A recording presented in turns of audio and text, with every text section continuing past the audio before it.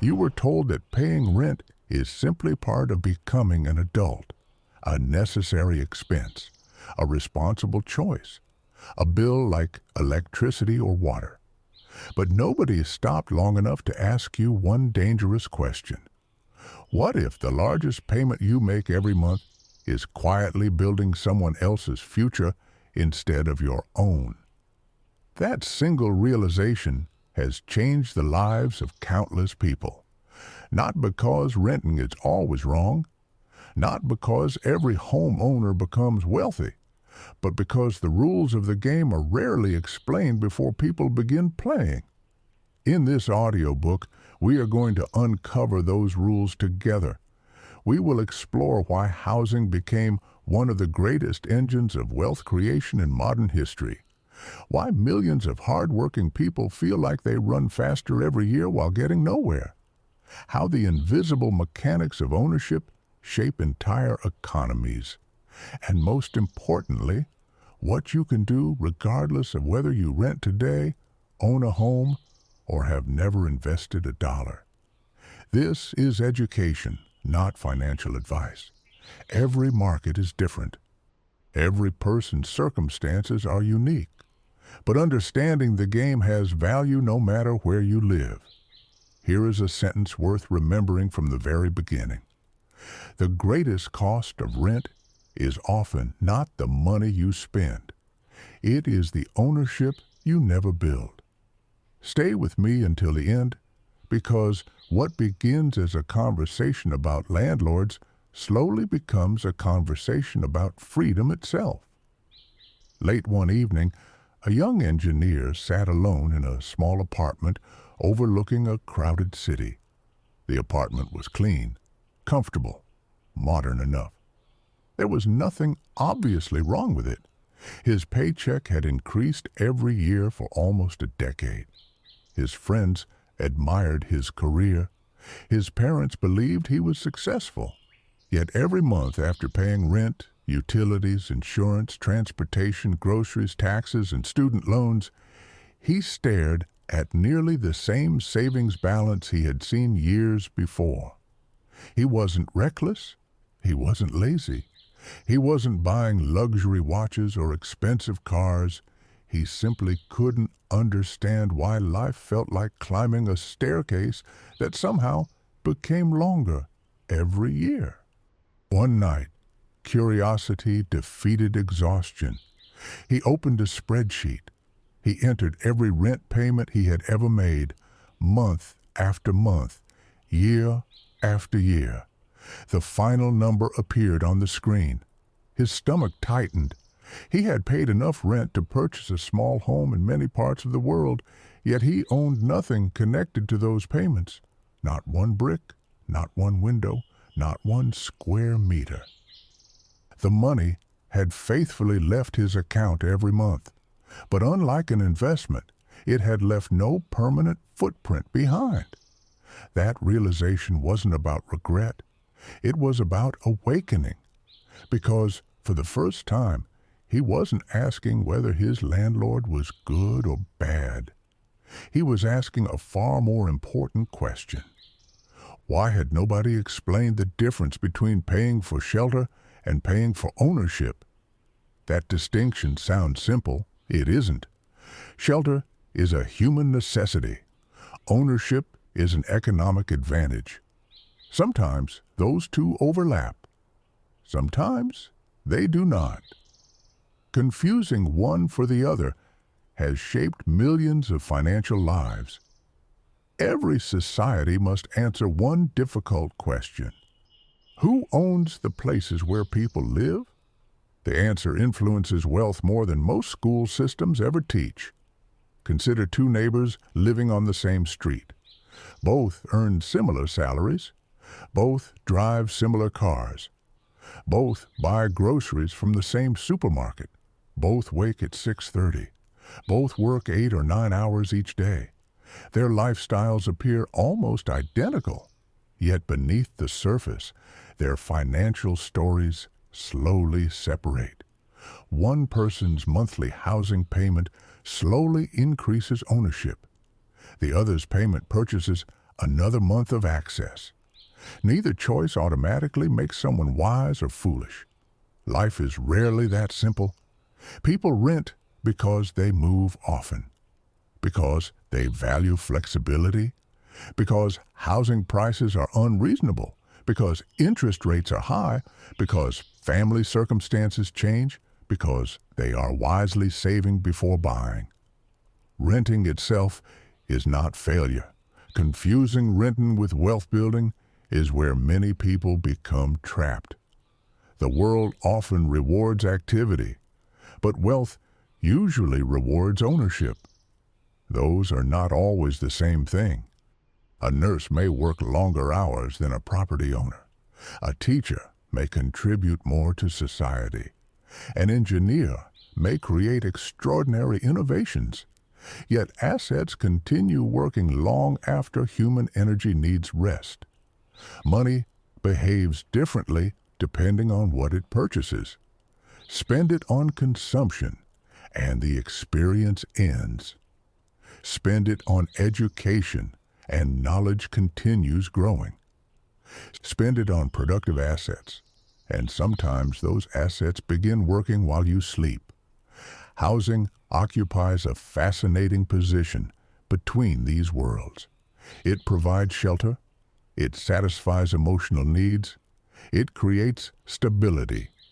But under certain conditions, it also becomes a productive financial asset. That dual identity explains why real estate has fascinated investors for generations. Not because buildings are magical, because ownership changes the direction in which financial energy flows. Picture rain falling onto two neighboring hills. The amount of rain is identical. Gravity determines where the water eventually collects. Money behaves similarly. Small streams become rivers. Rivers become lakes. Eventually, one landscape becomes fertile while another remains dry. Ownership often determines which direction those rivers flow. Most people never notice because the process unfolds slowly. Nothing dramatic happens after one rent payment, or 5, or 20.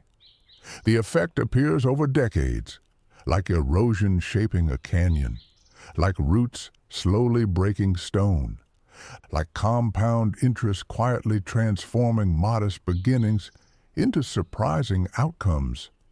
Modern life encourages immediate thinking, instant deliveries, instant entertainment, instant opinions. But wealth almost always grows through delayed visibility. The seeds disappear underground long before the tree becomes visible.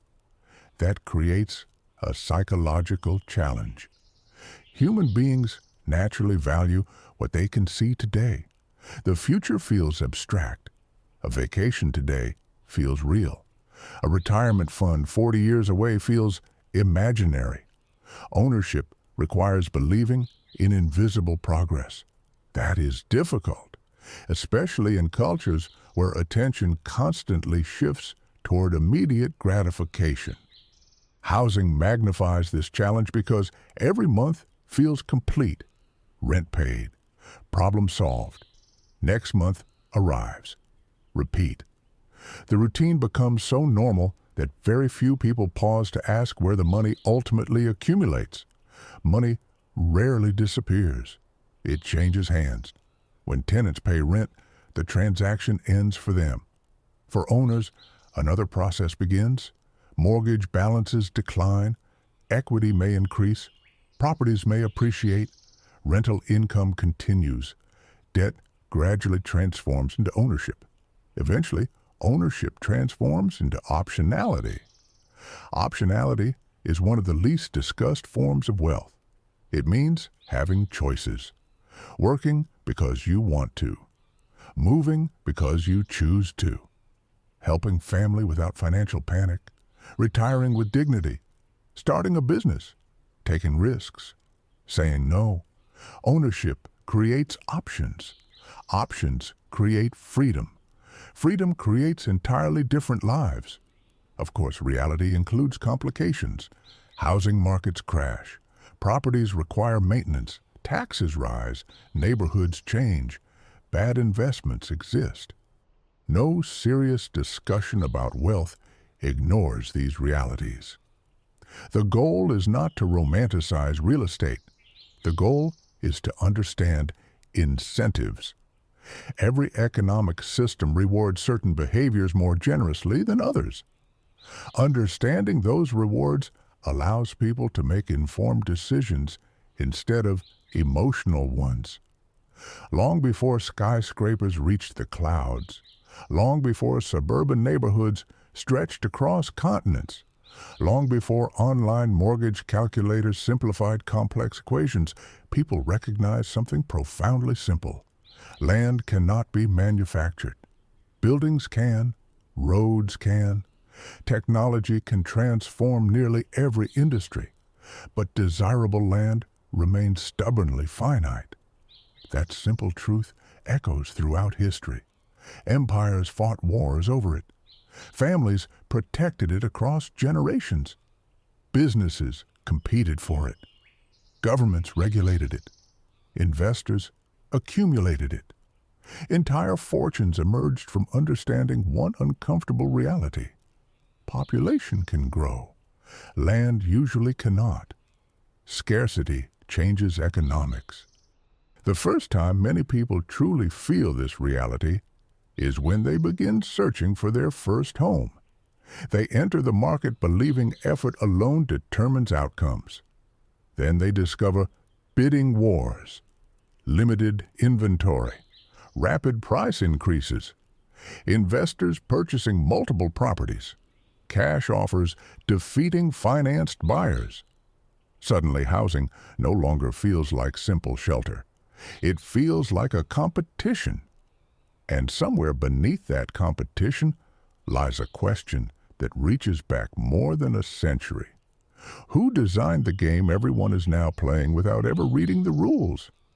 The answer begins in a place few people expect, and understanding that forgotten story changes the way almost every piece of modern housing starts to make sense. The story begins with a game, not a board game created merely to entertain families on quiet evenings, not a harmless pastime designed to fill an afternoon. It began as an economic lesson disguised as play, a way of showing ordinary people how wealth concentrates when ownership is separated from labor. That forgotten lesson would eventually transform into one of the most successful games ever created. But somewhere along the way, the original message quietly disappeared. The irony is almost impossible to ignore. Millions of people have spent evenings gathering around a table, laughing as they collected rent, purchased streets, built houses, and eventually drove opponents into bankruptcy. Few realized they were participating in a simplified version of an economic system that shapes their own lives every single month. Reality, of course, is far more complicated than cardboard squares and colorful paper money. But the emotional mechanics are remarkably familiar. At first, everyone begins with similar opportunities. Then ownership starts accumulating. Income begins flowing toward those who control productive assets. Those without ownership continue working simply to remain in the game. Over time, the gap widens, not necessarily because one person works harder than another, because the rules reward ownership differently than effort. This is where many conversations about housing become emotionally charged. People assume discussing ownership means attacking landlords. It does not. Others assume discussing tenants means criticizing personal responsibility. It does not. The real conversation is much deeper than individual personalities. It concerns incentives. Imagine two people standing beside the same river. One carries buckets every day to collect water. The other owns the bridge crossing the river. Neither person is evil. Neither person is necessarily more deserving, but the economics of their positions are fundamentally different. One earns through continuous effort. The other earns because ownership allows value to flow toward them. That distinction exists throughout modern economies. Someone owns apartment buildings. Someone owns farmland. Someone owns warehouses. Someone owns data centers. Someone owns factories. Someone owns intellectual property. Someone owns shares in businesses. Ownership is not a moral category. It is an economic position.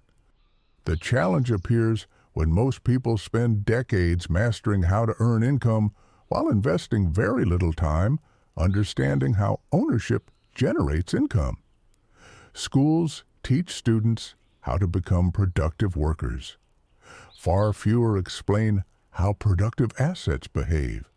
As children, we hear countless conversations about getting good grades, finding stable careers, and working hard. Those lessons matter. They deserve respect. But rarely does anyone sit beside a teenager and quietly explain that income and wealth are cousins, not twins. Income is what arrives because you work. Wealth is what remains because your assets continue working. Many high-income professionals eventually discover this difference the hard way. A successful surgeon may earn extraordinary money. So may a corporate attorney, a software architect, a consultant. Yet if nearly all of that income disappears into consumption, taxes, lifestyle inflation, and expenses, years pass with surprisingly little ownership accumulated. Meanwhile, someone with a far smaller salary who consistently acquires productive assets may gradually build far greater long-term wealth. This feels unfair to many people. Sometimes it is. Life is not perfectly balanced, but refusing to understand the rules rarely changes the outcome. Consider a simple example. A woman plants one apple tree. Her neighbor buys apples every week. Neither decision is inherently wrong. Perhaps the neighbor moves often. Perhaps gardening is impossible. Perhaps purchasing apples simply makes sense. But if decades pass, one person repeatedly harvests fruit, while the other repeatedly purchases it. The difference isn't intelligence. It isn't character. It isn't worth. It is ownership. Housing works similarly. Rent purchases the fruit. Ownership may eventually produce the orchard. Again, this does not mean everyone should immediately buy property. There are cities where renting makes overwhelming financial sense.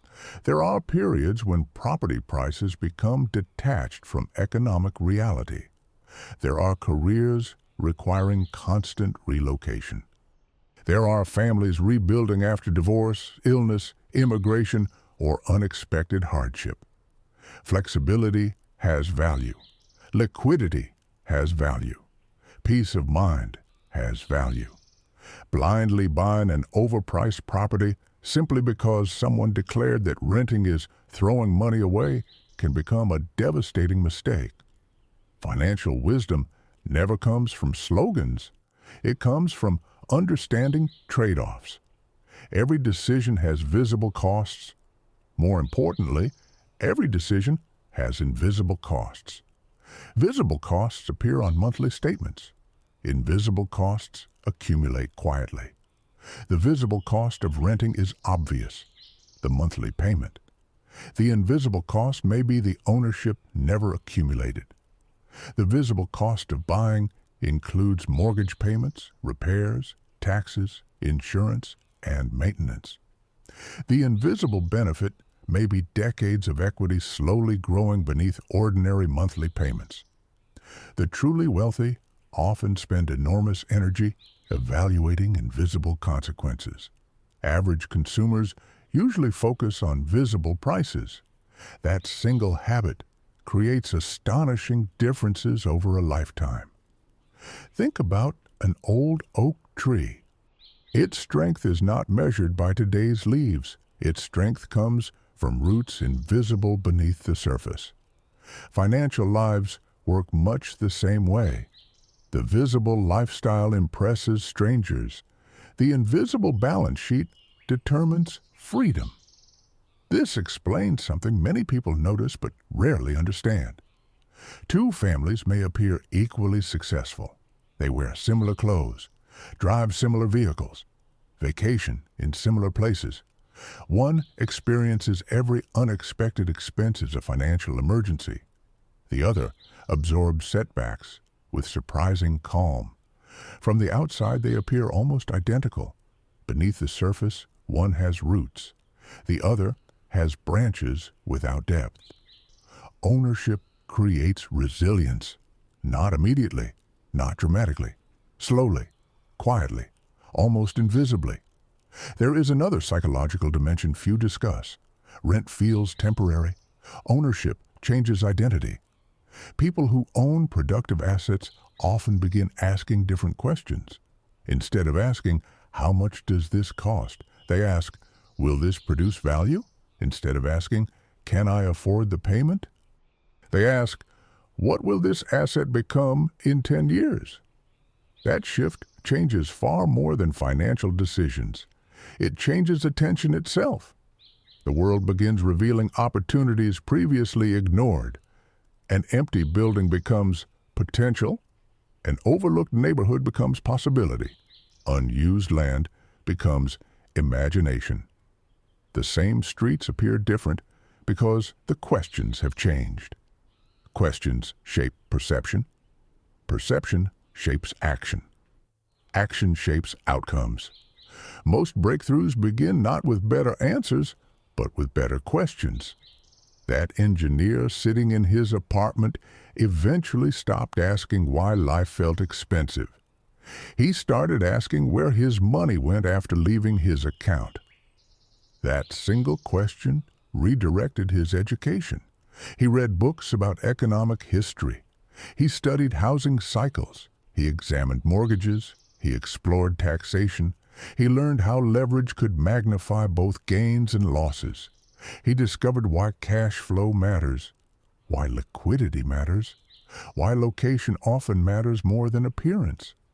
Most importantly, he realized that wealth is rarely built through isolated, brilliant decisions.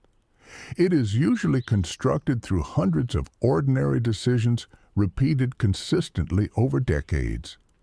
The modern world celebrates dramatic success stories. The entrepreneur who sells a company, the athlete signing a record contract, the entertainer becoming famous overnight. Those stories attract attention because they are rare. Quiet ownership attracts almost none. No headlines celebrate someone who steadily purchased sensible investments every year for 30 years. Yet that quiet discipline has created extraordinary financial security for countless families. The loudest stories are not always the most common. Sometimes the strongest financial life looks surprisingly ordinary from the outside. There is wisdom in that, because comparison has become one of the greatest financial distractions of our time. People compare cars, vacations, homes, clothing, job titles, followers. Very few compare ownership percentages. Very few compare net worth. Very few compare passive income. The metrics receiving attention are not always the ones creating freedom. If this conversation is helping you see money through a different lens, take a moment later to share your biggest realization in the comments. Someone reading your words might recognize a pattern they have been unable to name for years, and that single insight could become the beginning of their own financial awakening. There is another misconception worth dismantling before we continue. Many believe landlords become wealthy because tenants lose. Reality is rarely that simple. Healthy economies need renters. Students need flexibility. Young professionals need mobility. Families relocating for work need temporary homes. Retirees may choose simplicity over ownership. Renting fulfills an essential role. The real issue is not that renting exists. The issue is remaining permanently trapped in a position that never aligns with your long-term goals, simply because nobody explained the alternatives. The difference between a choice and a trap is understanding. Once you understand the rules, every decision becomes intentional. And intentional decisions have a remarkable way of changing lives long before they change bank accounts. Because the greatest financial transformation almost never begins with buying a house. It begins with seeing the world differently. And once that new perspective takes hold, even an ordinary walk through your own neighborhood starts revealing something you have overlooked your entire life. Walk through almost any neighborhood early in the morning. The streets are quiet. Curtains are still drawn. Coffee begins brewing behind kitchen walls. Children prepare for school. Commuters glance at the clock. From the outside, every home appears to tell the same story. Yet each front door represents an entirely different financial reality. Behind one door lives a family whose monthly payment slowly increases their ownership. Behind another lives someone whose payment secures another month of stability but leaves no claim on the property itself. Behind another lives an investor who owns several homes they have never slept inside. The buildings may look similar, the balance sheets do not. This is one of the strangest characteristics of wealth. It is often invisible. Wealth rarely announces itself. Debt frequently does. Luxury cars are easy to notice. Designer clothing attracts attention. Expensive vacations fill social media. But equity remains silent. Cash flow says nothing. Assets don't ask for applause. The world encourages us to admire appearances while overlooking foundations. A tree does not become strong because of its leaves. It becomes strong because of roots no passerby ever sees. Financial security grows in exactly the same way. There is another reason ownership matters that has nothing to do with monthly income. It changes your relationship with time. Most people think of time only as hours worked, 40 hours, 50 hours, 60 hours. Time becomes something exchanged for income. Owners begin seeing time differently. They ask whether today's decision will continue producing value 5 years from now. 10 years, 20 years. The question shifts from earning to building. That change sounds subtle. It is enormous. Imagine two craftspeople.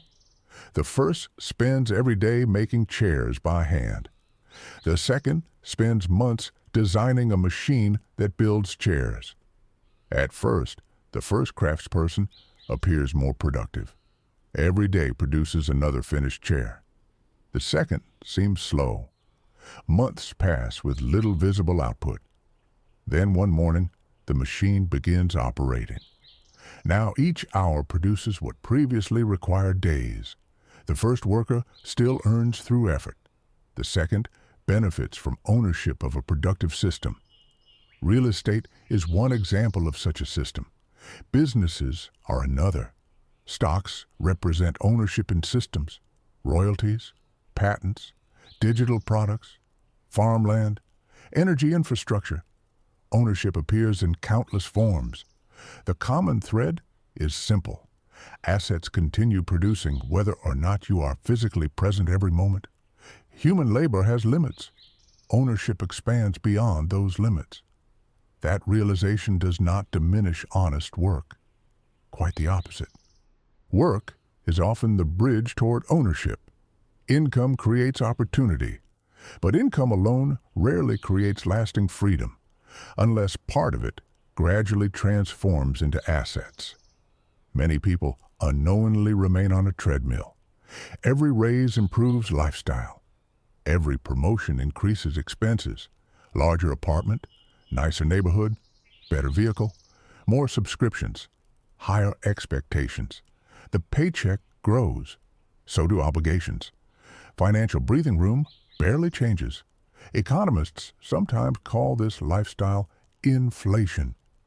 It feels like progress because life genuinely becomes more comfortable, yet comfort and freedom are not identical. Comfort depends on continuous income. Freedom depends increasingly on accumulated ownership. That distinction explains why losing a job devastates some households within weeks, while others calmly adapt for months or years. Their salaries may have been similar. Their foundations were not. There is no shame in beginning wherever you are. Every financially secure person once stood at a beginning. Some started with inherited advantages. Many did not. Some bought their first investment in their 20s, others in their 50s. The calendar matters less than direction. A ship drifting 1 degree off course reaches a completely different destination after crossing an ocean. Small adjustments become enormous outcomes when sustained over time. This is why financial education matters so deeply. Knowledge changes direction long before it changes results. For months, perhaps years, nothing visible appears different. Then one day, people call someone lucky. Luck often looks suspiciously similar to decades of quiet preparation. Consider the first property purchased by an ordinary family. Rarely is it perfect. The kitchen may be outdated. The roof may need repair. The commute may be longer than hoped. But each payment slowly purchases something impossible to rent. A larger claim on tomorrow. Every month, the family owns slightly more than before. The progress is nearly invisible. Then a decade passes. Suddenly, conversations change. They discuss refinancing, home equity, borrowing against appreciated value to purchase another asset, helping children attend university, starting a business, retiring earlier. The house remained physically similar. Its financial role transformed dramatically. Contrast that with another family earning nearly identical income while remaining permanent consumers of housing. Again, renting itself is not the issue. Remaining unaware of the long-term implications is. One family consciously rents because investing elsewhere produces superior returns. Excellent. Another rents while systematically building businesses and stock portfolios. Also excellent. But renting without building ownership anywhere creates vulnerability. The destination matters less than having one. Ownership does not demand a specific asset. It demands intentional accumulation. This is where many people misunderstand wealthy individuals.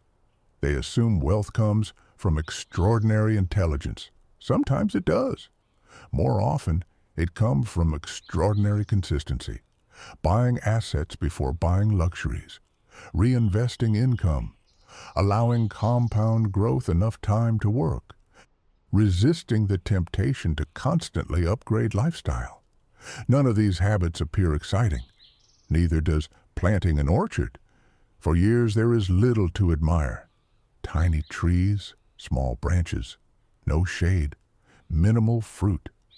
Someone passing by may even wonder whether the effort is worthwhile. Then the seasons accumulate. The roots deepen. Harvests multiply. Eventually, newcomers assume the orchard appeared naturally. They never witnessed the years when almost nothing seemed to happen. Financial lives grow according to similar rhythms. There is a deeper psychological challenge hidden beneath all of this. Ownership requires delayed gratification. Modern culture celebrates immediate gratification. Every advertisement whispers the same promise: you deserve it now, buy now, upgrade now, experience now. Very few voices celebrate waiting, yet waiting intelligently has built more enduring wealth than impatience ever has. Patience is not passive. It is disciplined confidence that today's sacrifice serves tomorrow's freedom. Think back to childhood. Many of us planted seeds in small cups filled with soil. Each morning we checked eagerly. Nothing. Another morning. Nothing. Some children lost interest. Others kept watering empty-looking dirt. Eventually, a tiny green shoot emerged. Growth had been happening long before it became visible. Financial progress behaves with the same quiet stubbornness. The roots always arrive before the leaves. Unfortunately, most people quit during the root stage. They save for 6 months, invest for 1 year, study for a few weeks, then become discouraged because visible transformation has not yet arrived. The market of instant rewards has trained us to distrust slow success, yet nearly every meaningful achievement grows slowly before it grows quickly. Forests, friendships, skills, businesses, reputations, wealth. They all obey remarkably similar laws. One evening, the engineer visited his parents. Over dinner, his father asked a simple question. "So, when are you finally buying a place?" Years earlier, the question would have created anxiety. Now, it created curiosity.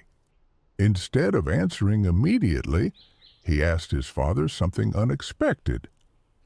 "What made you buy your first home?" His father smiled. "I didn't know anything about investing," he admitted. "I only knew I was tired of paying someone else's mortgage." The engineer expected a sophisticated financial explanation. Instead, he heard honesty. His father had not understood capitalization rates. He had never calculated internal rates of return. He barely knew what equity meant. But instinct told him something important. Repeated payments should eventually create something lasting. That conversation revealed an important truth. Previous generations often understood ownership intuitively. Modern generations have access to infinitely more information, yet many struggle to convert information into action. Knowledge is abundant. Clarity is scarce. Perhaps that is because today's financial world feels overwhelmingly complex. Interest rates fluctuate, markets rise and fall. Housing affordability dominates headlines. Technology changes industries overnight. Artificial intelligence reshapes employment. Global events ripple across economies within hours. Amid so much uncertainty, people naturally hesitate. They wait for perfect timing, perfect clarity, perfect confidence. Unfortunately, perfect conditions rarely arrive. Most meaningful financial decisions are made with incomplete information, not recklessly, but thoughtfully, carefully, imperfectly. The people who build lasting wealth are not those who eliminate uncertainty. They learn to navigate it. If this conversation has challenged assumptions you have carried for years, consider subscribing so these ideas continue growing with you. Real financial understanding is built one insight at a time, and sometimes a single new perspective becomes the decision that quietly changes the next 20 years of a person's life. Because there is one force even more powerful than ownership itself. A force so quiet that people hardly notice it, while it transforms ordinary decisions into extraordinary outcomes. It is invisible. It never sleeps. And whether you understand it or ignore it, It is already shaping your future every single day. That force is time, not the kind measured by clocks hanging on office walls or calendars filling with appointments. The kind that quietly compounds every decision you make, whether you notice it or not. Time has no opinion. It does not reward intelligence alone. It does not punish laziness immediately. It simply multiplies direction. A small mistake repeated for 30 years becomes enormous. A small advantage repeated for 30 years becomes extraordinary. That is why understanding the housing game is not really about houses. It is about recognizing which decisions improve with age and which quietly become more expensive. Think of a river carving through stone. If you watched for 1 hour, you would swear nothing was happening. If you returned after 100 years, the landscape would be unrecognizable. Financial lives transform in much the same way. One payment changes almost nothing. 1,000 payments tell a completely different story. This is why so many people reach middle age feeling confused. They did everything society asked of them. They worked hard, paid their bills, avoided major mistakes, raised children, stayed responsible. Yet one day they realized someone with similar income somehow accumulated far greater security. The difference was rarely one dramatic decision. It was the direction of thousands of ordinary payments. Every month is a vote. Every financial decision casts another vote for the future you are building. You may not see the election results today, but the counting never stops. The money leaving your account each month is writing a biography. The question is simple. What story is it telling? There is another truth people often resist because it sounds almost unfair.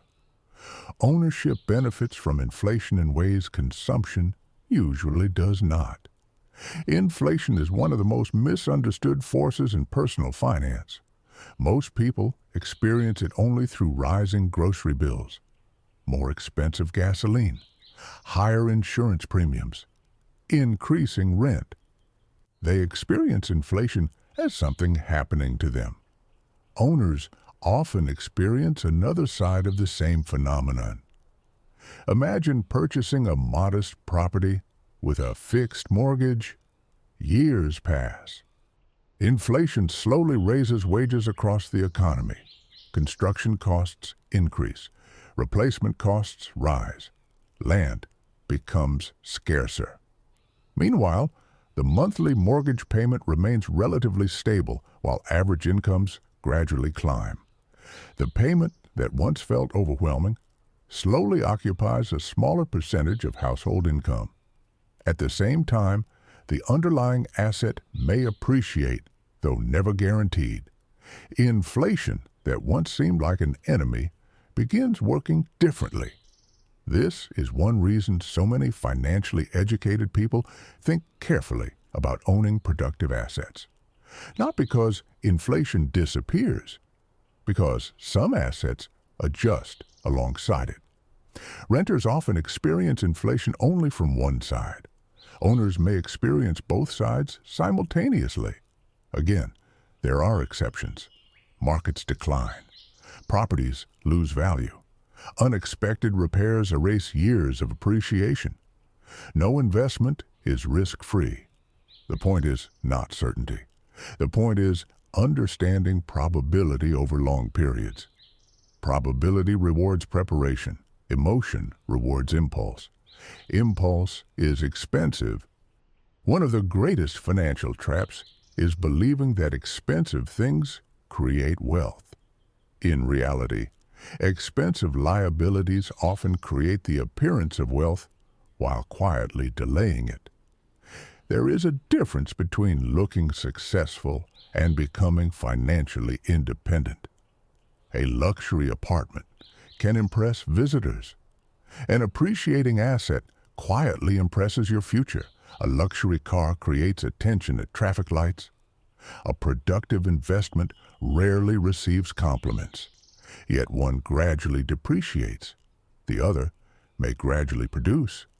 The world constantly tempts us to purchase symbols. Real wealth usually grows through substance. Symbols satisfy strangers. Substance protects families. Think about grandparents who leave something meaningful behind. Rarely is the inheritance simply money. Often it is stability, options, a paid-off home, land, a business, investments accumulated through decades of ordinary discipline. Children sometimes believe their parents were fortunate. They never witnessed the countless evenings those parents chose saving over spending, repairing instead of replacing, investing instead of upgrading. Those invisible decisions became visible only after enough time had passed. There is beauty in that, because it reminds us that wealth is less about dramatic moments than faithful habits. The engineer began noticing something fascinating among people he admired financially. They rarely spoke about getting rich quickly. Instead, they discussed avoiding unnecessary mistakes, protecting capital, maintaining cash reserves, buying quality assets at sensible prices, allowing investments time to mature.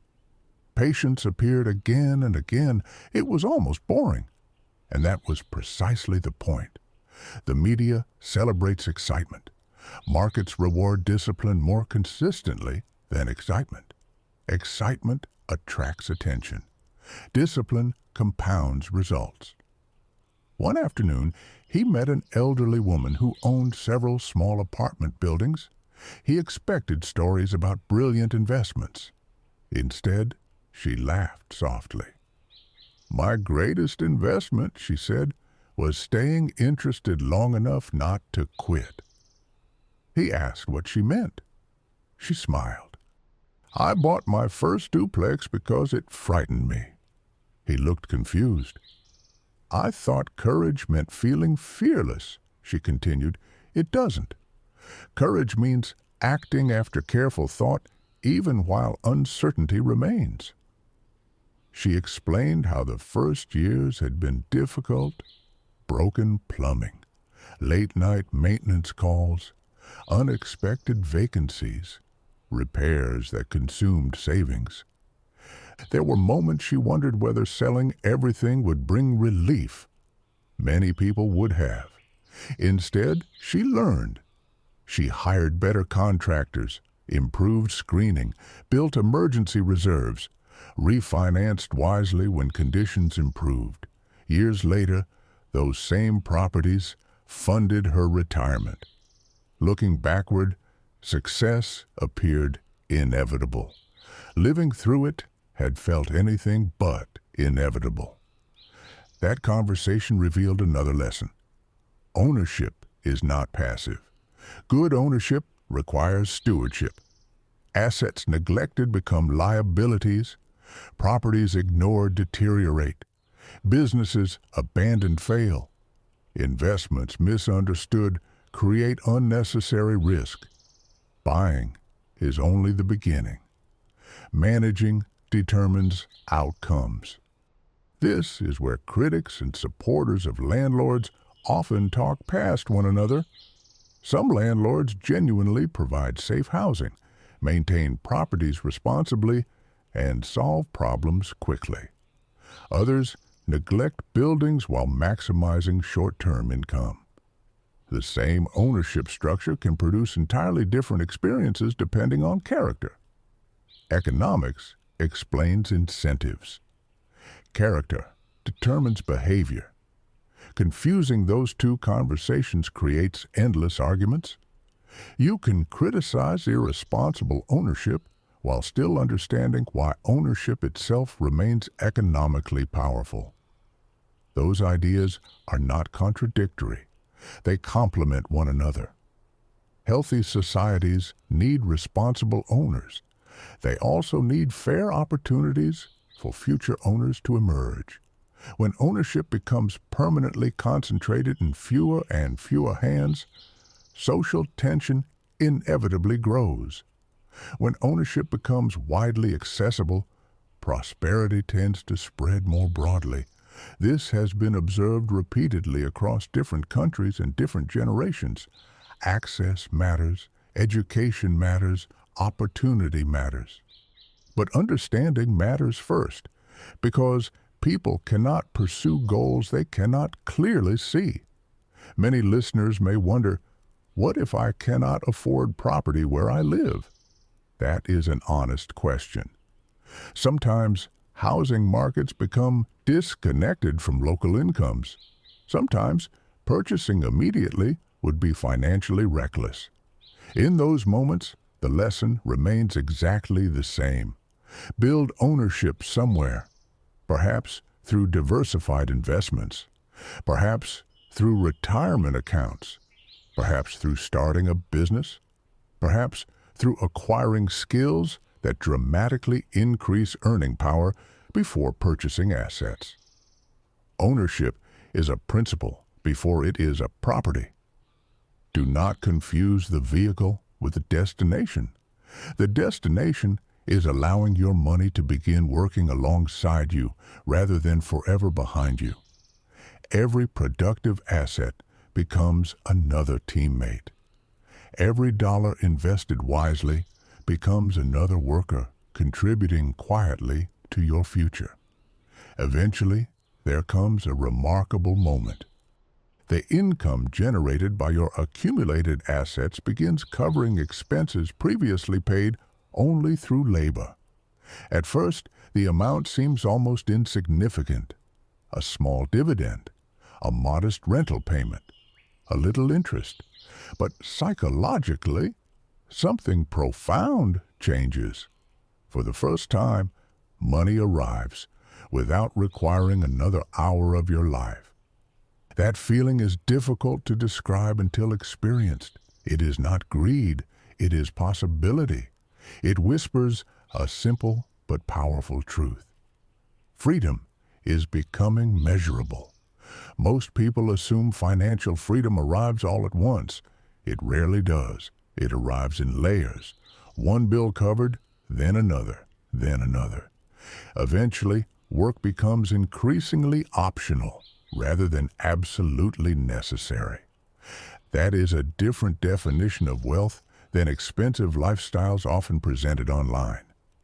True wealth is not spending without limits.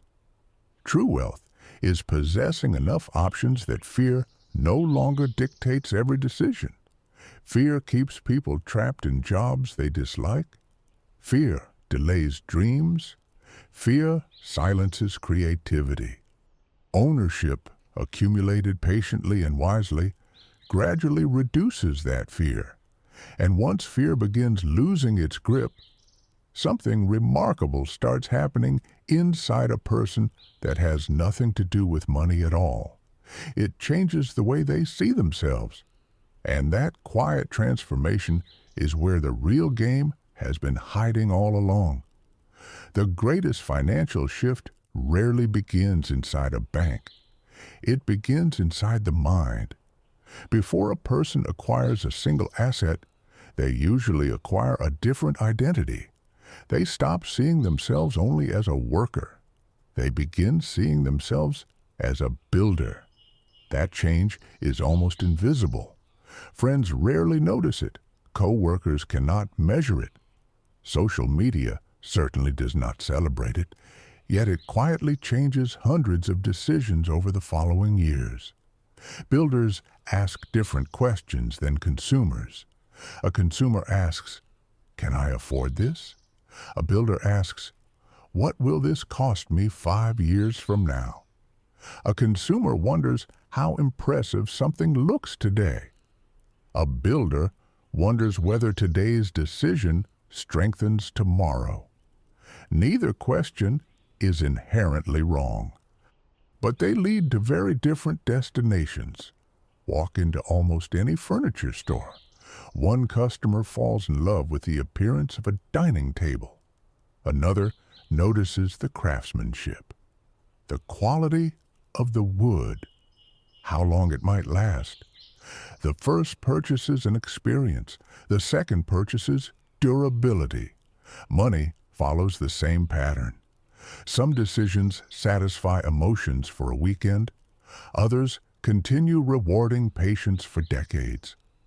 There is a profound difference between purchasing something that becomes older every year and purchasing something that becomes more valuable because time passes. Understanding that difference changes almost everything. Think about the way children play with building blocks. One child stacks blocks as high as possible. Another quietly builds a broad foundation before adding height. From a distance, the first creation appears more impressive, until gravity introduces reality. Financial lives often resemble those towers. Some people build lifestyles before foundations. Others build foundations before lifestyles. The second path rarely attracts attention in the beginning. It attracts peace later.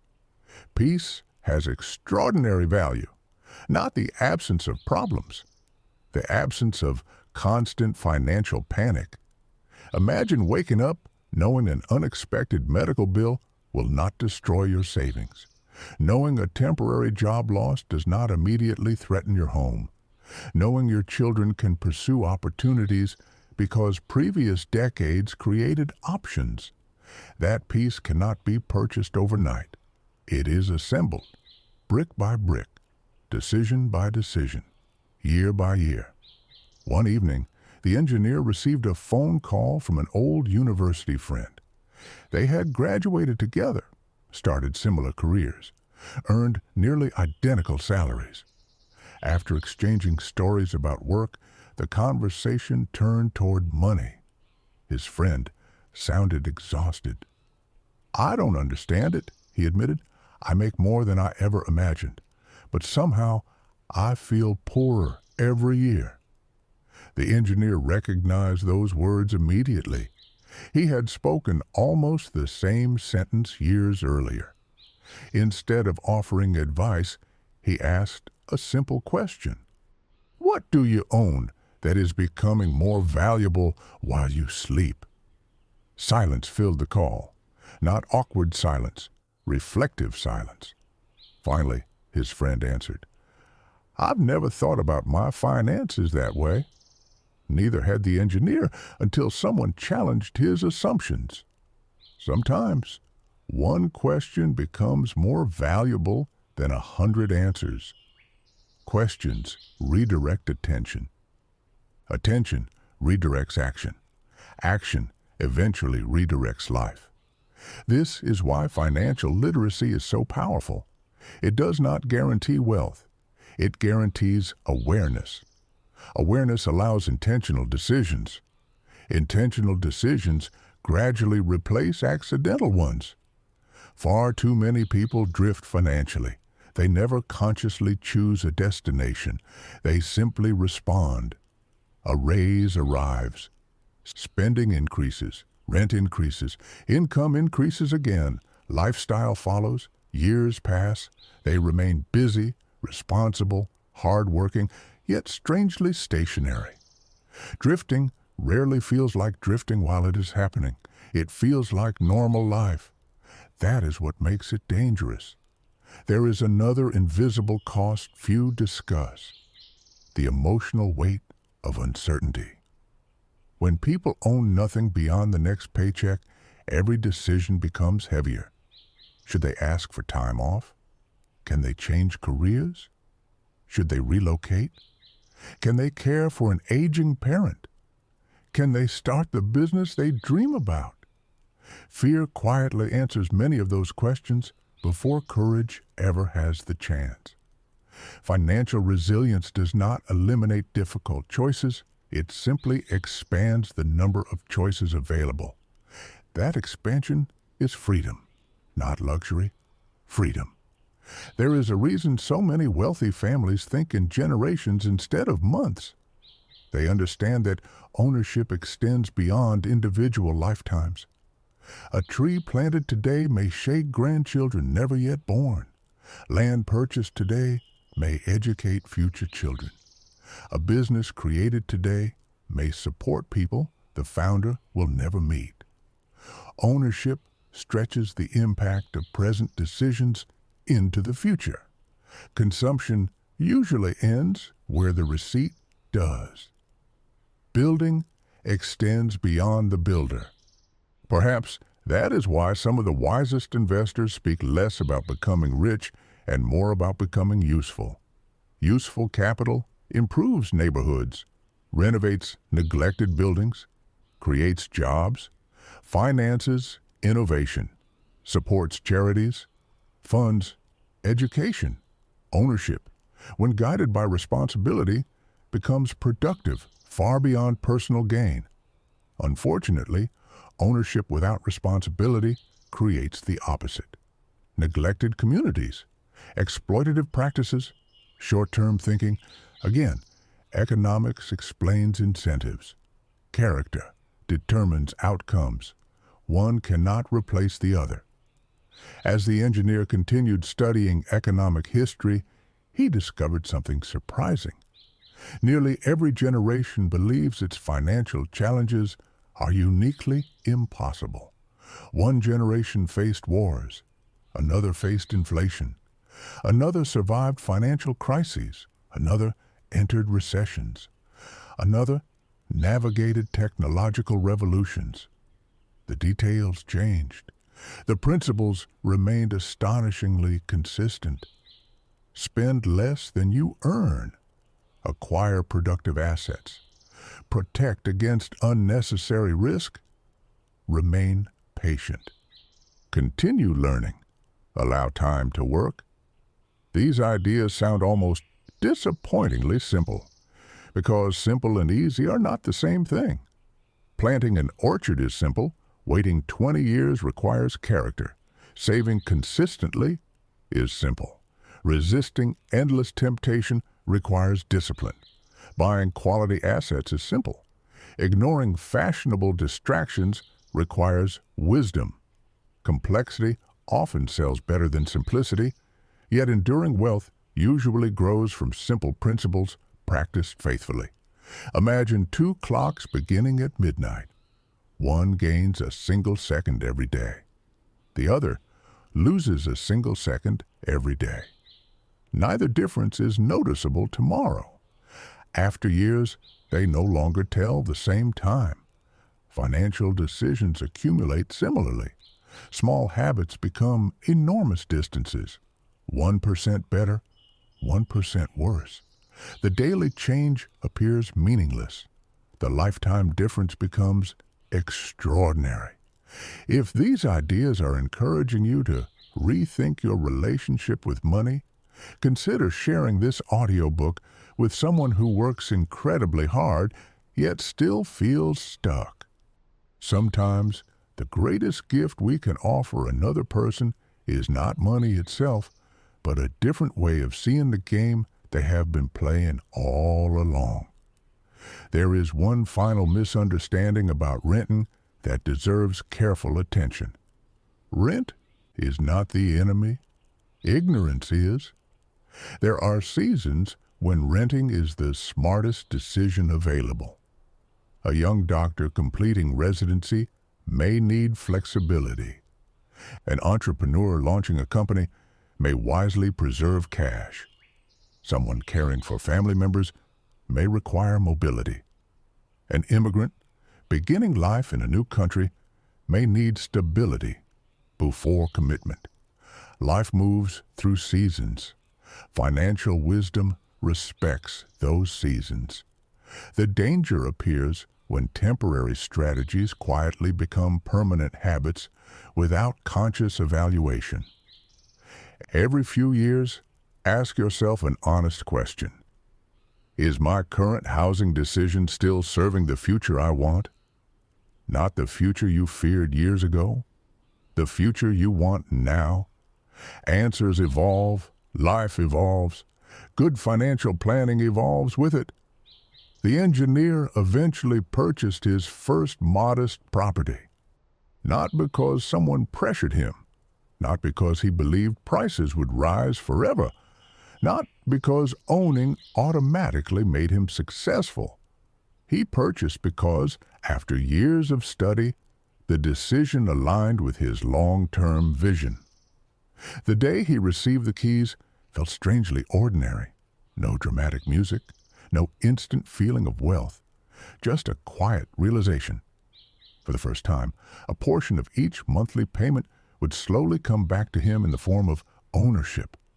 The amount seemed tiny, almost insignificant.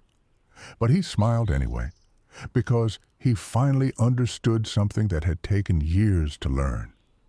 Freedom rarely arrives with applause. It usually arrives disguised as another ordinary payment moving in a completely different direction. And once you recognize that invisible shift, you begin noticing another game unfolding all around you.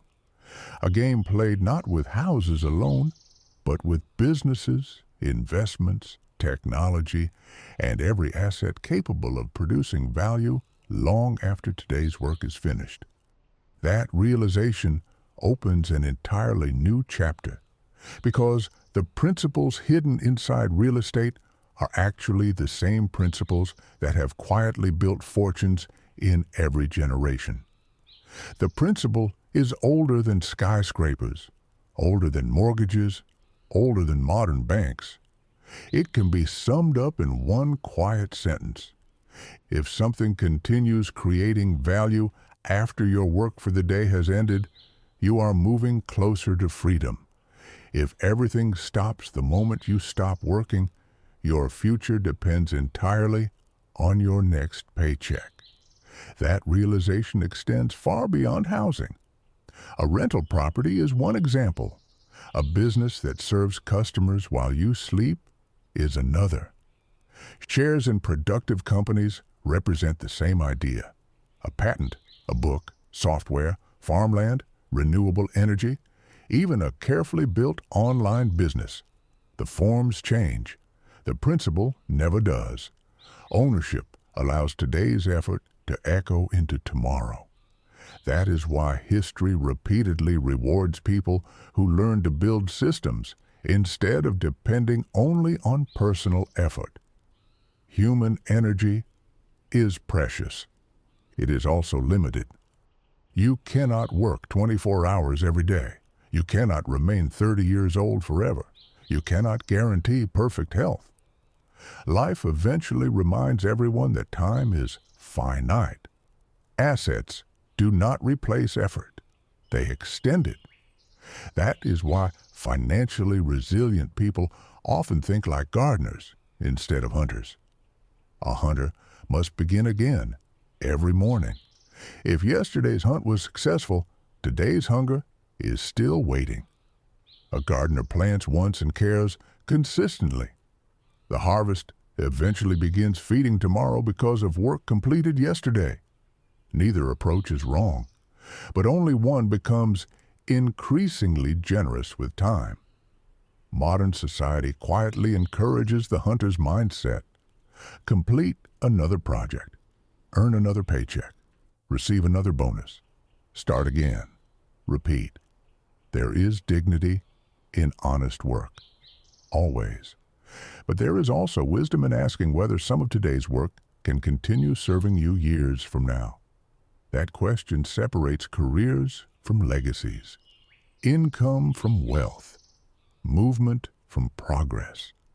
Many people become discouraged because they believe wealth requires extraordinary beginnings. They imagine successful investors started with enormous savings. They picture entrepreneurs surrounded by wealthy families. They assume every advantage belonged to someone else. Certainly, some people begin with opportunities others never receive. That is reality. Ignoring reality helps no one. But another reality exists alongside it. Countless financially independent people began with remarkably ordinary lives. Teachers, mechanics, nurses, electricians, immigrants, small business owners, military veterans, office workers. They rarely shared one dramatic breakthrough. They shared consistency. The engineer became fascinated by this pattern. Whenever he met someone who had quietly achieved financial independence, he asked the same question: "What changed your life?" He expected complicated investment strategies. Instead, he repeatedly heard variations of the same answer: "I stopped spending everything I earned. I bought assets before upgrading my lifestyle. I stayed invested when everyone else panicked. I kept learning. I stayed patient." The simplicity almost disappointed him. Surely there had to be hidden secrets. There were not. The secret, if one exists at all, is that ordinary principles practiced for extraordinary lengths of time become almost indistinguishable from magic. Compound growth appears miraculous only because few people remain committed long enough to witness its later stages. Imagine watching a bamboo forest. For years, almost nothing seems to happen. Roots spread silently beneath the surface. Then, within a surprisingly short period, towering stalks emerge. The visible growth appears sudden. The invisible preparation took years. Financial lives often follow identical rhythms. People celebrate the visible success. Few appreciate the invisible preparation. This misunderstanding creates dangerous expectations. Someone purchases their first investment. 6 months later, they expect dramatic results. Another saves diligently for 1 year and feels disappointed. Someone else starts a business and expects immediate prosperity. Nature teaches a different lesson.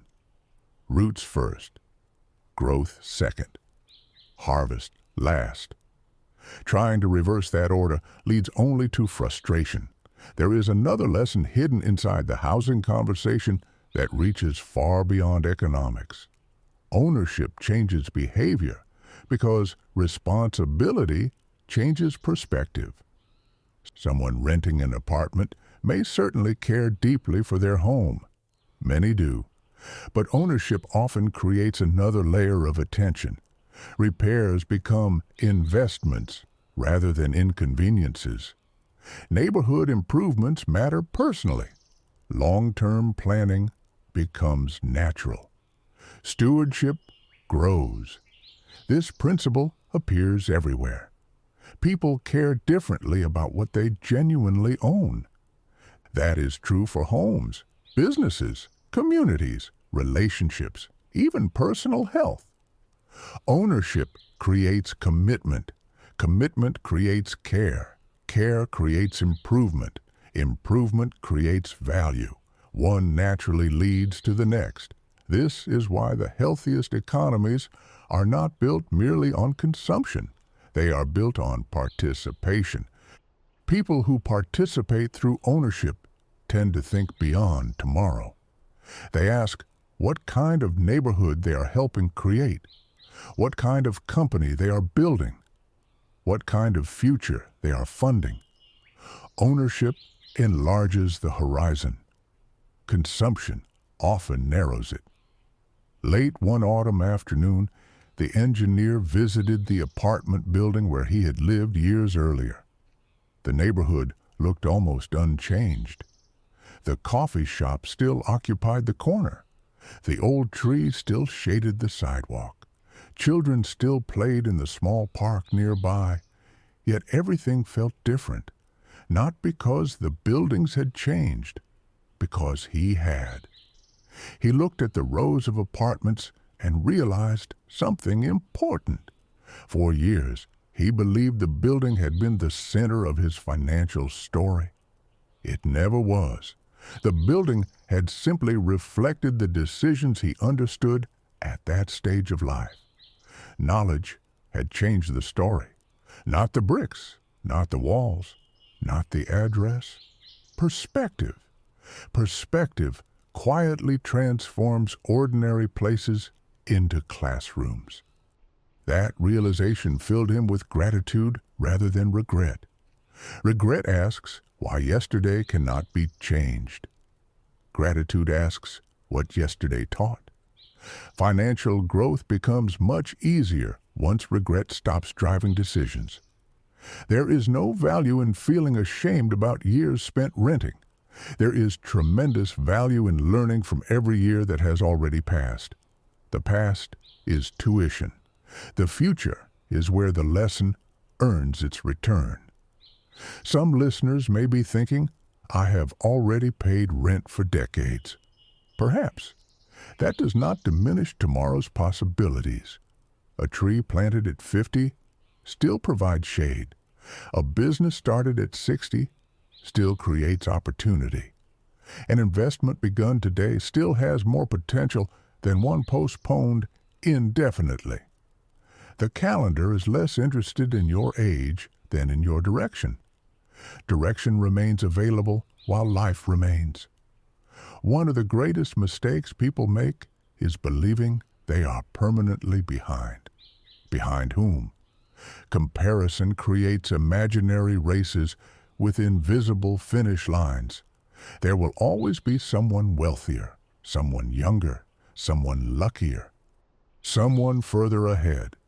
That comparison never ends. Real progress begins when your only competition becomes the person you were yesterday. Can you understand money more clearly than last year? Can you save more intentionally than last month? Can you make one decision today that your future self will quietly thank you for? Those questions create momentum. Momentum creates confidence. Confidence encourages action. Action reshapes life. The beautiful truth is that wealth rarely arrives all at once. Neither does wisdom. Both accumulate. A little understanding today, another lesson tomorrow, one better decision next month, one productive asset next year, another after that. Eventually, people describe someone as financially successful. They rarely see the thousands of ordinary moments hidden beneath that description. The evenings spent reading instead of scrolling. The unnecessary purchase politely declined. The investment continued during uncertain markets. The patient decision to think in decades instead of weekends. Success is usually the visible tip of an invisible mountain. If this audiobook has stayed with you this far, it is probably because somewhere inside you already sense that money was never just about money. It is about choices, about time, about dignity, about sleeping peacefully, about helping people you love without fear becoming the first emotion that enters the room. Those are the true dividends of wise ownership, not status, not applause, freedom. And there is still one final lesson hidden beneath everything we have explored. A lesson that has nothing to do with landlords, tenants, mortgages, or property values. A lesson about the only asset every human being receives in exactly the same amount at the beginning of each new day. The asset that determines whether every other opportunity in your life will eventually grow or quietly disappear. Every morning, without exception, the richest person in the world and the poorest person in the world receive the same invisible deposit. 24 hours. No one can save them. No one can borrow tomorrow's supply. No one can purchase more. Time is the only asset distributed with perfect equality. Everything else begins changing the moment we decide how to spend it. That is why the housing conversation ultimately becomes a conversation about life itself. Because every financial decision is really a time decision wearing different clothes. When you spend money, you are often spending hours you already worked. When you invest wisely, you are asking those past hours to continue serving your future. That changes the meaning of every dollar. Imagine holding a single coin in your hand. Most people see purchasing power. A builder sees stored time. That coin represents hours already exchanged. Hours that can either disappear forever or begin producing something beyond themselves. Viewed that way, waste becomes easier to recognize.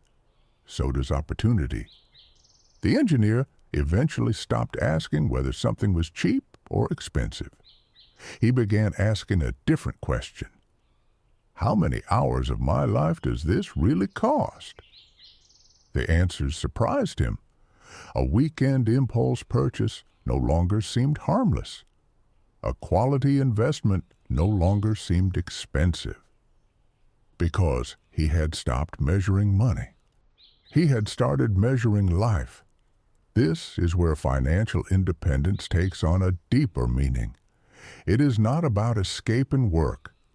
Meaningful work gives purpose. Creating, teaching, building, healing, leading, these things enrich life. Financial independence simply means your work becomes increasingly guided by purpose instead of fear. Imagine two musicians. Both love composing music. One must accept every project simply to pay next month's rent. The other has built enough financial security to choose carefully. Which one is more likely to create meaningful art? Imagine two teachers. One constantly worries about unexpected bills. The other has accumulated investments that provide breathing room. Which teacher is more likely to remain patient with struggling students? Money does not automatically improve character. It amplifies options. Options allow values to emerge more clearly. This is why freedom matters. Not because freedom guarantees happiness, because it allows your choices to reflect your deepest priorities instead of your most immediate fears. The same principle applies to families. Parents often sacrifice enormously for their children. Long hours, extra shifts, missed weekends. They do it willingly because love makes sacrifice meaningful. But imagine adding financial resilience to that love. Imagine being able to attend school events without risking unpaid bills. Imagine helping a child begin adulthood without crushing debt. Imagine caring for aging parents without choosing between compassion and bankruptcy. Ownership, accumulated patiently over time, creates those possibilities. Not overnight. Gradually, quietly, faithfully. There is another lesson hidden inside every neighborhood. Walk slowly enough, and you begin noticing that buildings outlive people. Families come and go. Businesses open and close. Children become adults. Generations change. The land remains. Ownership often extends beyond individual lifetimes. That is why thoughtful investors frequently speak about stewardship instead of possession. They understand they are temporary caretakers of something that may continue serving others long after they are gone. That perspective changes behavior. You repair instead of neglecting. You improve instead of exploiting. You think decades ahead instead of quarters. The healthiest wealth is never obsessed only with accumulation. It is equally concerned with contribution. What good is financial freedom if it benefits only one person? The greatest fortunes that positively shaped history often built more than balance sheets. They funded hospitals, universities, libraries, scientific research, scholarships, community projects, innovation, employment. Ownership reached its highest purpose when it created opportunities for others. That is a lesson worth carrying regardless of income. Even someone purchasing a first index fund or saving toward a first home participates in that larger story. Every productive investment strengthens the economic fabric that supports future generations. The engineer often reflected on his grandfather. His grandfather had never used words like portfolio diversification or asset allocation. He never discussed market cycles. He simply believed that every generation should leave the next standing on slightly stronger ground. Sometimes that meant buying a small piece of land.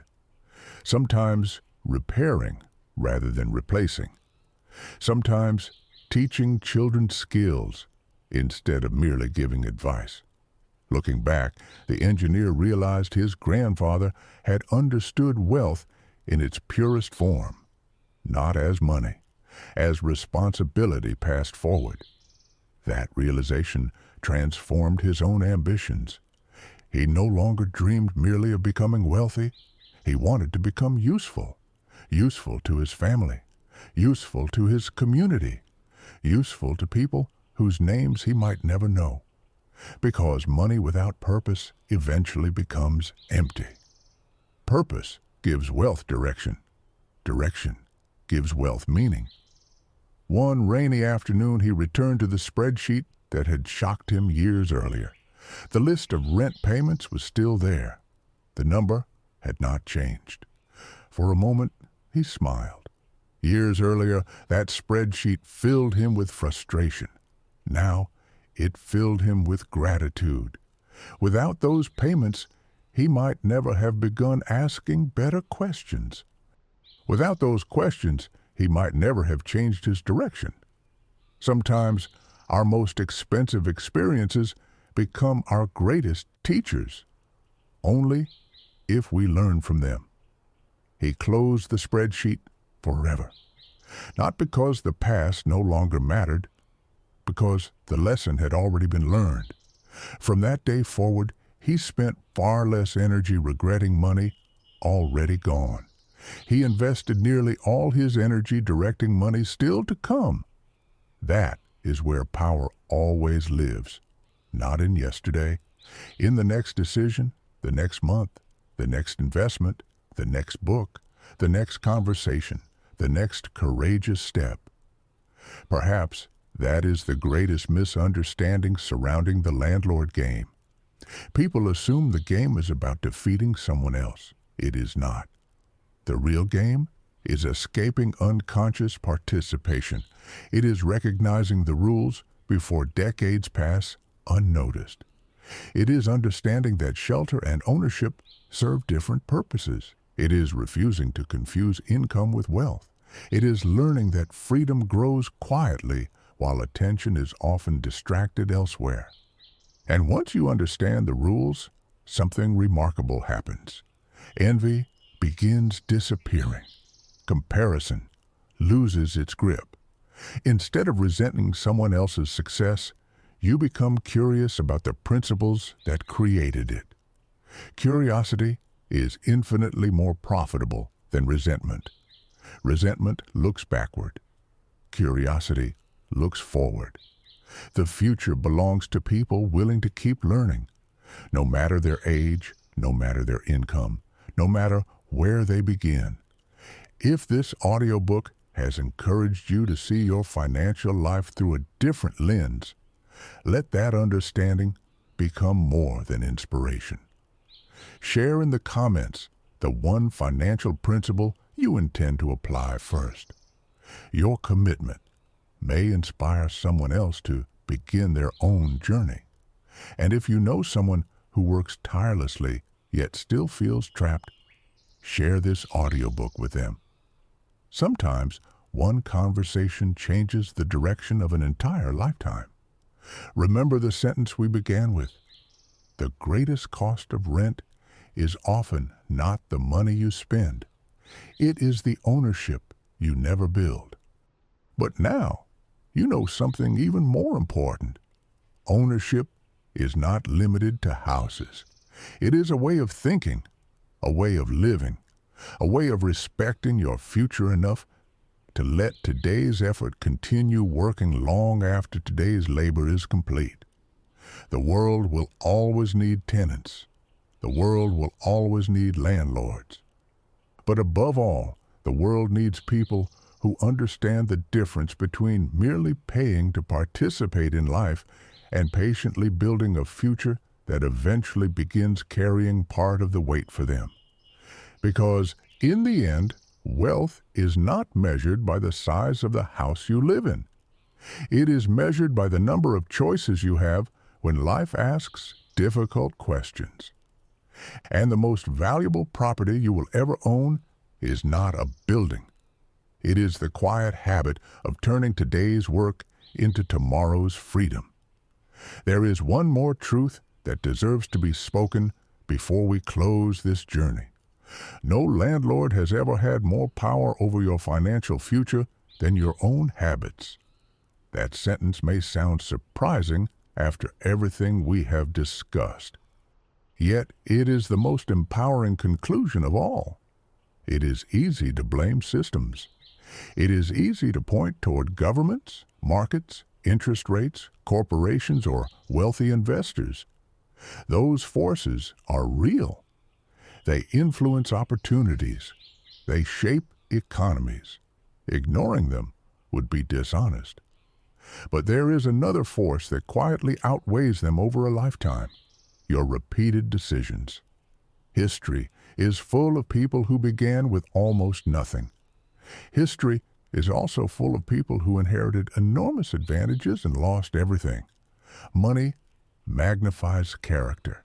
It does not replace it. A disciplined person with modest resources often builds steadily. An undisciplined person with extraordinary resources can slowly destroy enormous wealth. That is why the greatest investment is never a house, never a stock, never a business. The greatest investment is becoming the kind of person capable of recognizing opportunity and managing responsibility. Assets grow best in disciplined hands. Without discipline, even extraordinary opportunities eventually disappear. Look around the world today. Technology has placed more financial education within reach than at any other point in history. A teenager with an internet connection can learn concepts once reserved for professional investors. Books that once required expensive universities now exist in public libraries. Courses, podcasts, research, economic history, investment principles, business case studies. Never before has so much knowledge been available to so many people. The tragedy is not a lack of information. The tragedy is distraction. Attention has become one of the most valuable currencies on earth. Every notification competes for it. Every advertisement purchases it. Every endless feed attempts to keep it. Meanwhile, your future waits patiently for whatever attention remains. Imagine spending just 30 focused minutes every day learning about money, not chasing shortcuts, not searching for secret formulas, simply understanding economics, business, taxation, investing, negotiation, housing, compounding. 3 decades from now, those ordinary minutes would likely be worth far more than most luxury purchases people make during the same period. Knowledge compounds exactly the way investments do. One lesson connects to another. Patterns begin appearing, confidence grows, decisions improve, results eventually follow. The engineer eventually developed a simple ritual every Sunday evening. He reviewed one page, not a complicated financial model. One page, his income, his spending, his savings, his investments, his goals. That single habit prevented small mistakes from becoming large disasters. It also reminded him of something easy to forget. Money flows wherever attention goes. Ignore it long enough, and it quietly begins making decisions without you. Guide it consistently, and it gradually begins supporting the life you actually want. There was no magic, no perfect month. Unexpected expenses still appeared, Markets still declined. Repairs still happened. Plans still changed. But each year, his financial life became a little calmer than the year before. Not because uncertainty disappeared, because preparedness increased. Preparedness is deeply underrated. People insure their homes, their cars, their health. Yet many never insure their future with knowledge. Knowledge is preparation before opportunity arrives. Without preparation, opportunity often looks like risk. With preparation, calculated risk begins looking like possibility. Think about the people you admire most, not merely for their wealth, for their wisdom, for their character, for the way they carry themselves. They rarely appear rushed. They rarely panic at every headline. They understand that cycles come and go. Booms, recessions, optimism, fear. Markets rise, markets fall. Human emotions remain astonishingly predictable. Patient people often benefit from the emotional extremes of impatient people. That lesson applies far beyond investing. It applies to life itself. Patience is not waiting without purpose. Patience is continuing purposeful action while results remain invisible. The farmer does not dig up seeds every week to check whether they are growing. The builder does not abandon a foundation because the roof has not yet appeared. The musician does not quit because the first practice sounds imperfect. Growth respects consistency, not urgency. And perhaps that is the greatest lesson hidden inside the landlord game. The game was never truly about collecting rent. It was always about understanding incentives, understanding consequences, understanding how small decisions repeated long enough reshape entire lives. Once you understand that principle, you begin seeing it everywhere, in health, relationships, careers, learning, parenting, leadership. Life itself becomes a series of compounding choices. Some build, some consume, some strengthen, some weaken. Every day quietly asks the same question. What are you building? Not what are you buying? Not what are you displaying? Not what are you promising? What are you building? Because buildings last longer than applause. Character lasts longer than trends. Wisdom lasts longer than markets.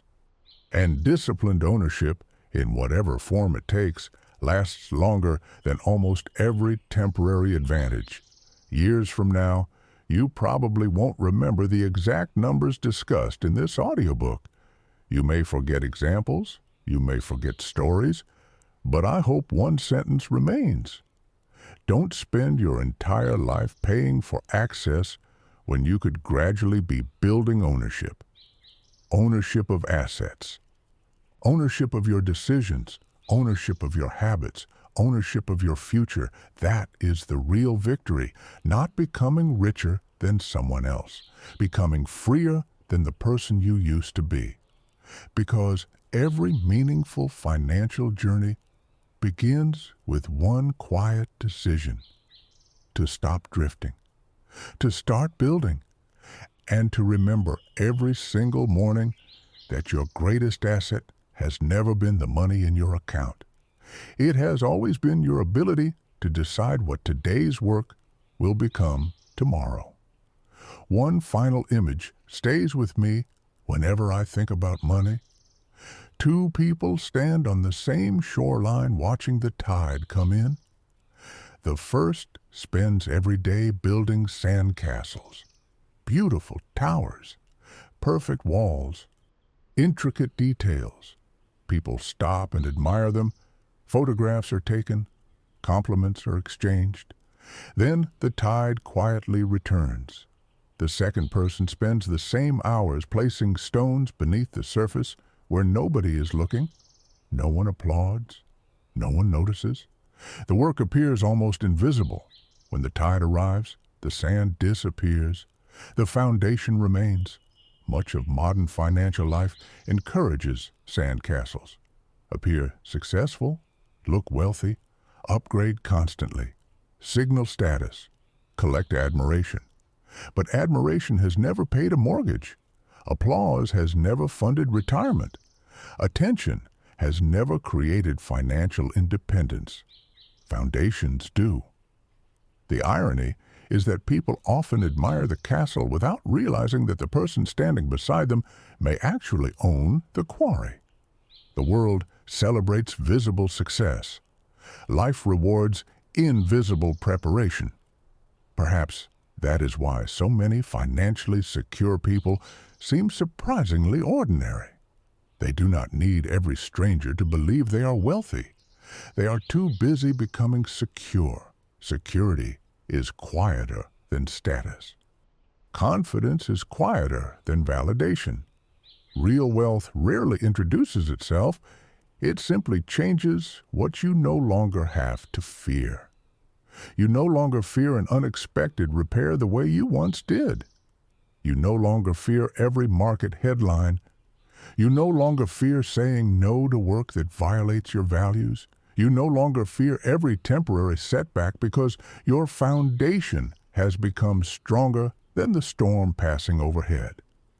That is what ownership ultimately provides. Not certainty, resilience. There is a remarkable difference between those two words. Certainty suggests nothing bad will happen. Resilience means that when difficult things inevitably happen, they no longer have the power to destroy everything you have spent years building. Resilience is a far more realistic goal. Every meaningful life experiences setbacks. Every investor makes mistakes. Every entrepreneur fails somewhere. Every homeowner eventually faces unexpected expenses. Every economy moves through seasons. Resilience allows you to survive those seasons without surrendering your future. The engineer eventually met someone who had lost nearly everything during a severe financial crisis. A business failed. Properties were sold. Savings disappeared. Most people would have described him as unlucky. Yet during their conversation, the man remained strangely calm. The engineer finally asked how he could remain so composed after such enormous losses. The older man smiled. "I lost assets," he said quietly. "I didn't lose the habits that built them." The sentence landed with enormous weight. Assets can disappear. Habits remain. Markets fluctuate. Character compounds. Property values rise and fall. Discipline continues working. That may be the greatest form of ownership anyone can ever achieve. Owning your impulses, owning your attention, owning your emotions, owning your willingness to continue learning long after others become comfortable.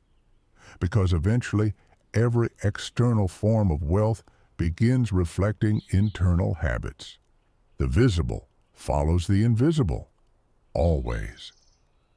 Think back to the beginning of this audiobook. We started with a simple question. Why does renting seem to keep so many people financially stuck? Now, you know the answer was never simply rent.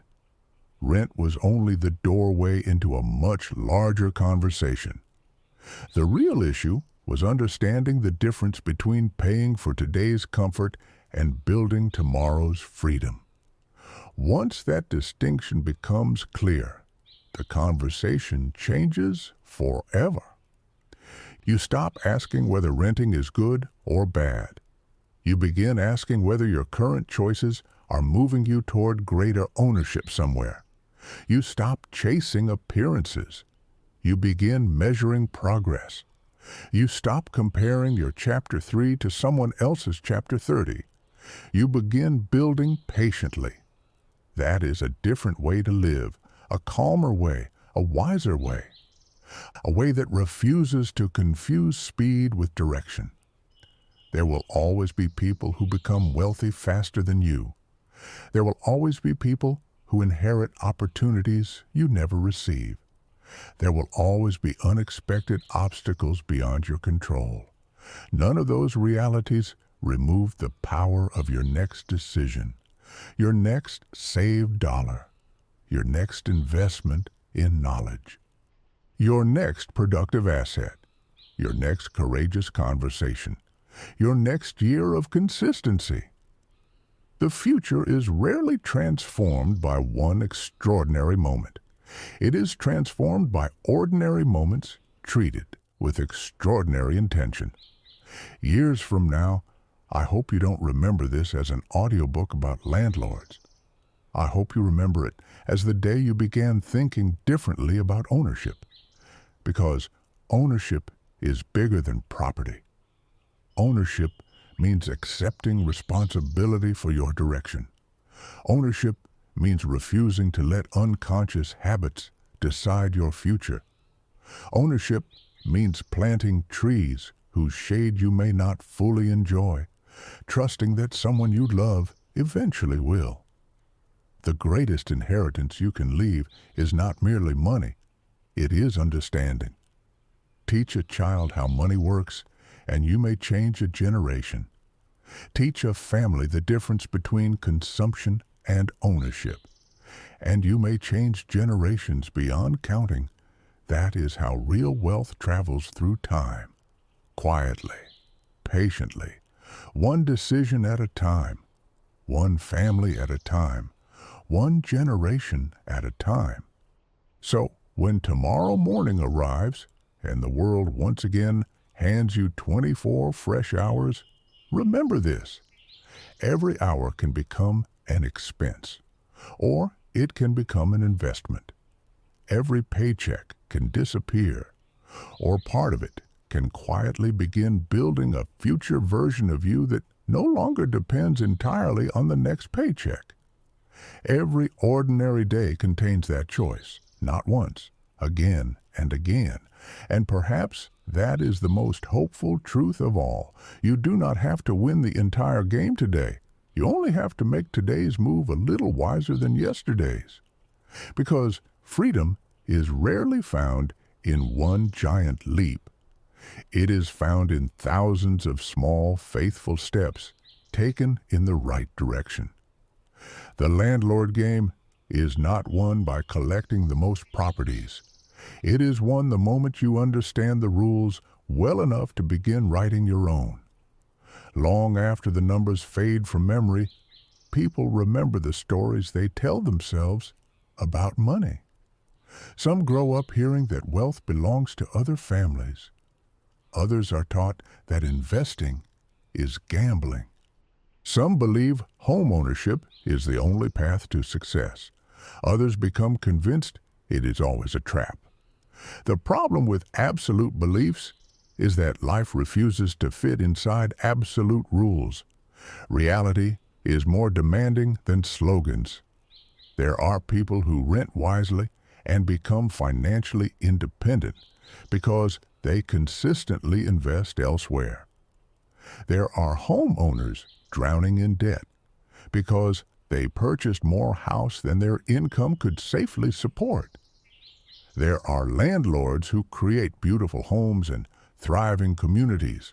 There are landlords who neglect their responsibilities and damage neighborhoods. The lesson has never been that one label automatically makes someone successful. The lesson has always been about intentionality.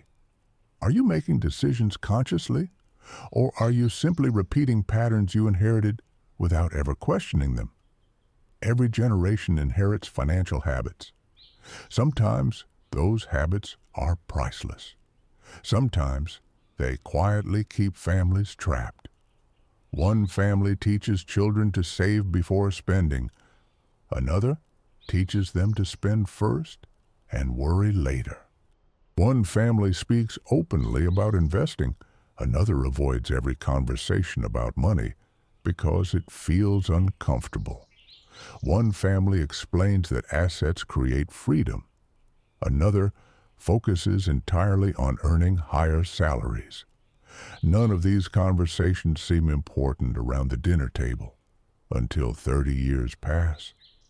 then the difference becomes impossible to ignore. Knowledge compounds across generations exactly the way money does. A child who understands ownership at 20 may make completely different decisions than someone discovering those ideas at 50.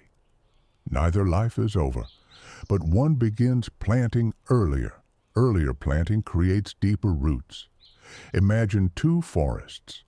The first is planted all at once.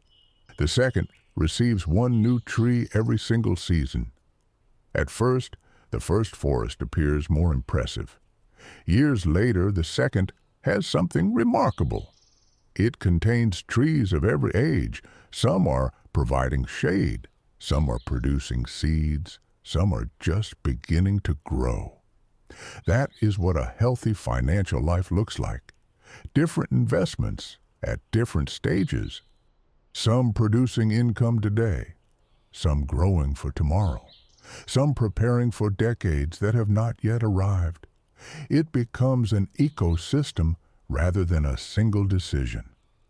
Too many people search for one investment that will solve everything. Life rarely works that way. Real wealth resembles a well-built bridge. Every beam supports another. Income supports savings. Savings support investments. Investments create cash flow. Cash flow creates options. Options create freedom. Freedom allows wiser decisions. Each piece strengthens the next. Remove one beam, and the bridge becomes weaker. Strengthen each beam patiently, and eventually the bridge carries far more weight than anyone expected. The engineer eventually noticed something that surprised him even more than financial growth.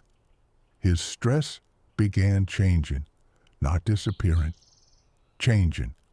Years earlier, every financial decision carried urgency. Every expense felt personal. Every setback felt catastrophic.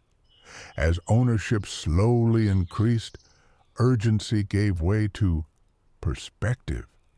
Unexpected expenses became problems to solve rather than disasters to fear.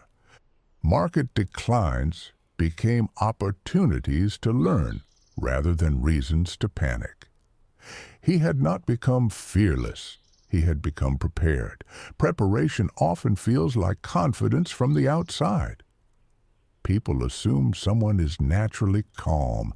They rarely see the years of quiet preparation supporting that calmness. Confidence without preparation is arrogance.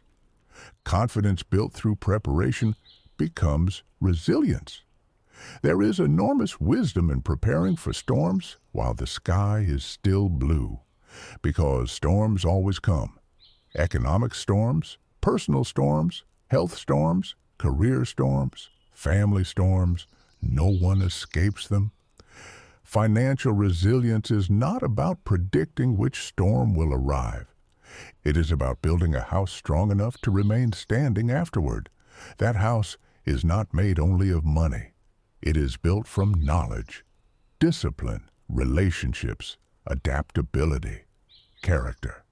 Money strengthens the structure. It is not the entire structure. One of the most dangerous financial myths says that wealth automatically creates happiness. It does not. Money solves money problems. It cannot replace purpose. It cannot repair broken trust. It cannot purchase integrity. It cannot guarantee peace. But lacking money often magnifies unnecessary suffering. It transforms ordinary problems into overwhelming ones. A broken appliance becomes a crisis. A medical bill becomes panic. A missed paycheck becomes sleepless nights. Financial stability removes many unnecessary burdens so that life's deeper challenges can receive the attention they deserve.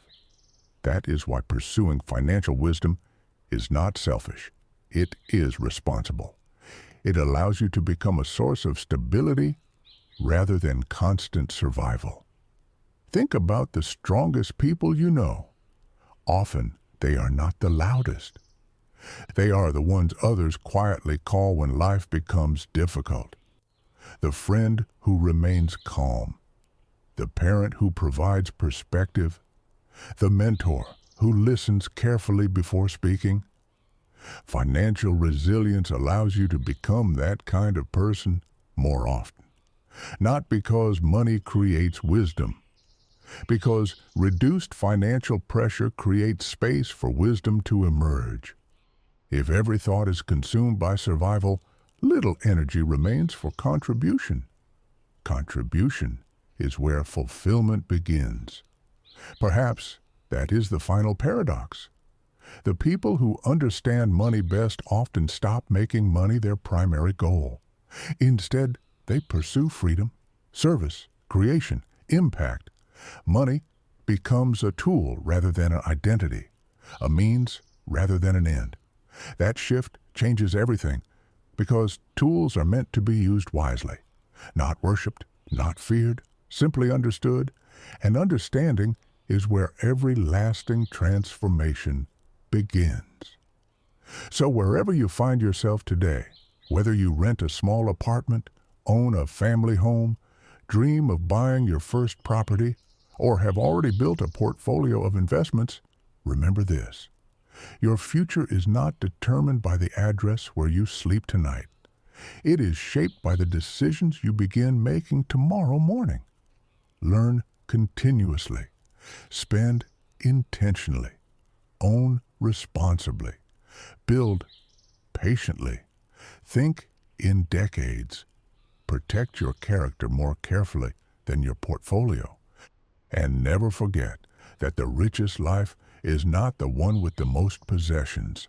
It is the one with the greatest freedom to live according to your values. That is a game worth learning. That is a game worth mastering. And that is a victory no market cycle can ever take away. There is one final perspective that is rarely discussed, yet it may be the one that changes your financial life more than any spreadsheet ever could. The goal is not to own everything. The goal is to stop being owned by everything.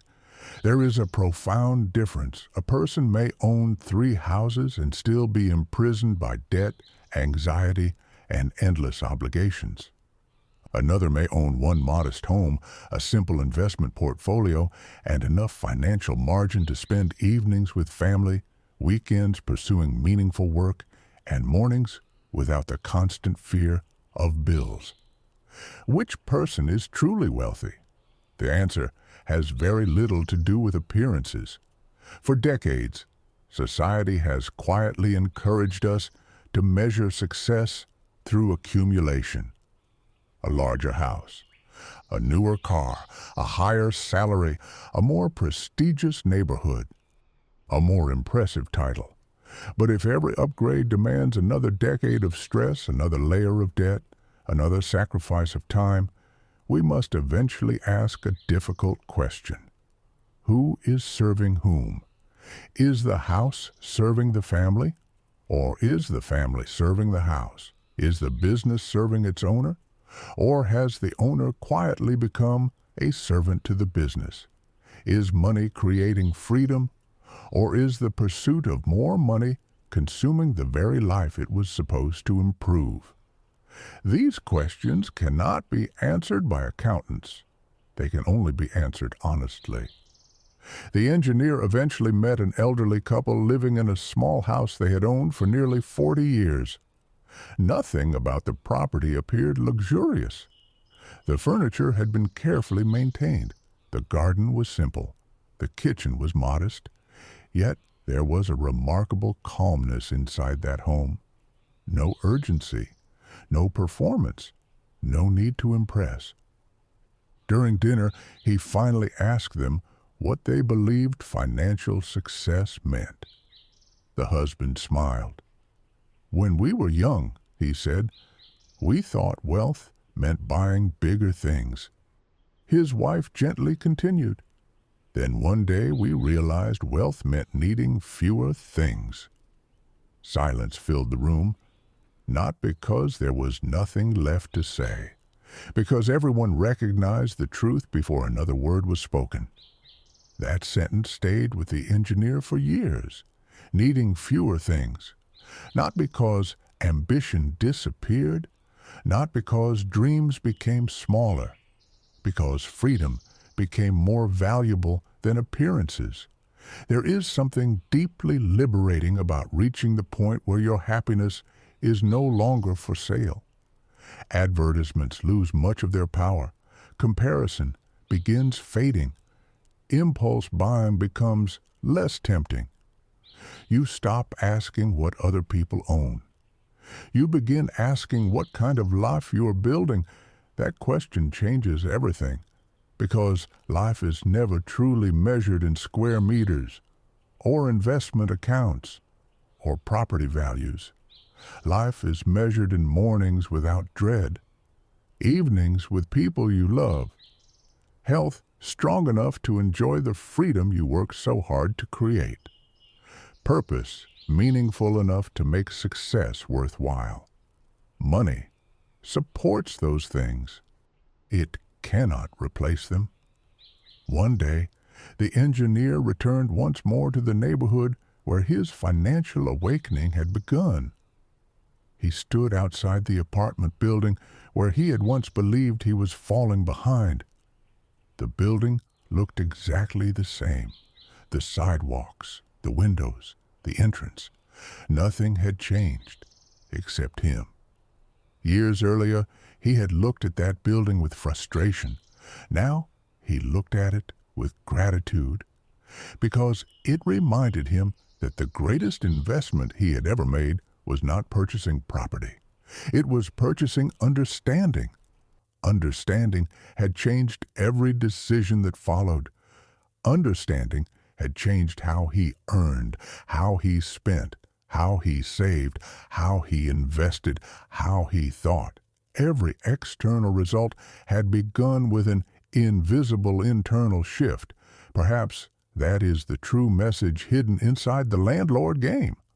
Not that everyone must become a landlord, not that renting is always wrong, not that houses always rise in value. Those ideas are far too simple for the complexity of real life. The real message is this: learn the rules before you spend decades playing the game. Understand where your money flows. Understand what your monthly payments are building. Understand the difference between income and ownership. Understand that wealth grows quietly while attention is usually focused elsewhere. Most importantly, understand that your future is shaped less by dramatic financial decisions than by ordinary ones repeated faithfully. Because life is not built in extraordinary moments, it is built on ordinary Tuesdays, ordinary paychecks, ordinary conversations, ordinary habits. Those ordinary moments become extraordinary futures. Years from now, you may forget the stories you heard today. You may forget the examples. You may forget the numbers. But I hope you never forget one simple image. Imagine your future self standing quietly at the end of your life, looking back at every decision you made. That person is not asking whether you drove the newest car. They are not asking whether strangers admired your lifestyle.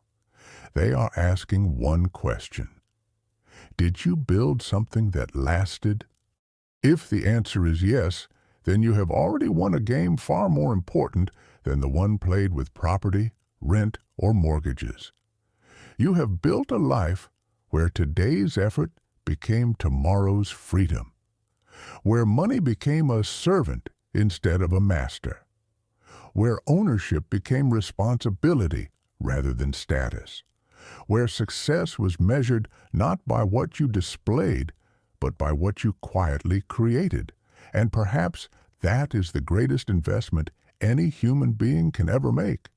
Not simply investing in land, not simply investing in markets, but investing in the wisdom to recognize that every dollar carries a question. Will you spend me once, or will you teach me to keep working long after you've gone home? The answer to that question, repeated over a lifetime, quietly becomes the story of your life. Thank you for spending this time with me. If this audiobook helped you see money, ownership, and freedom through a new lens, subscribe so we can continue this journey together. Share your biggest lesson in the comments, because your insight may become the sentence that changes someone else's life. And if someone you care about is working hard but still feels trapped, share this audiobook with them. Sometimes the greatest gift we can give another person is not money, but a new way of thinking. Until our next journey together, take care of your mind as carefully as your money. Protect your time more fiercely than your possessions. And remember this final thought. Your future is not purchased in a single day. It is quietly built by the decisions you make when nobody is watching. And those quiet decisions, repeated long enough, become the life everyone else calls success.